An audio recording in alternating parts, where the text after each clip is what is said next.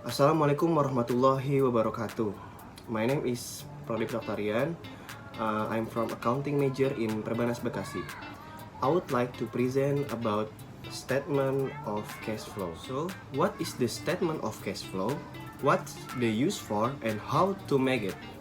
Let's first the what is statement of cash flow. Basically, a statement of cash flow is a report that describes the historical change in cash and cash equivalent of a period. Cash is cash balance in hand and a checking or saving account at the bank, whereas cash equivalents are investment that are very liquid, short-term, and which can be quickly made into cash. So, basically, cash important for the business. This cash flow information is useful as a basis for assessing the entity's ability to generate cash and cash equivalents and assessing the entity's cash needs to use the cash flow.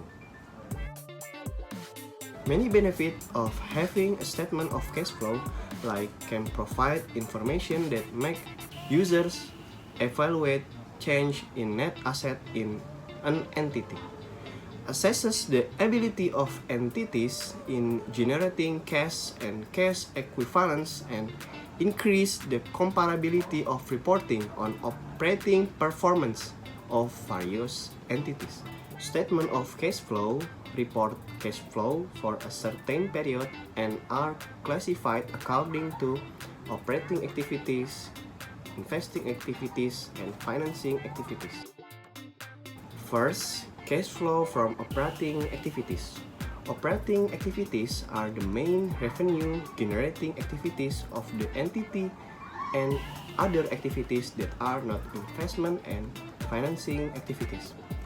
These operating activities is the main indicator to determine whether the operation can generate cash to repay loans and maintain the operating ability of the entity, pay dividends, and make investments. For example of inflow consists the revenue from sales of goods or services, royalties, other income, revenues from rental income, and tax refund.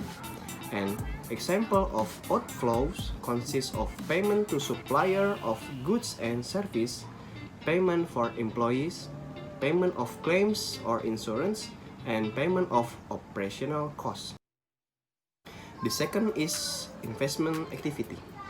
Investment activities are the acquisition and disposal of long-term asset and other investment that don't include cash equivalent. This investment activity reflects spending on resource intent to generate cash in the future. For example of inflow consists of receipt from sales of fixed asset or intangible asset or long-term asset. Cash received from future contracts for funding.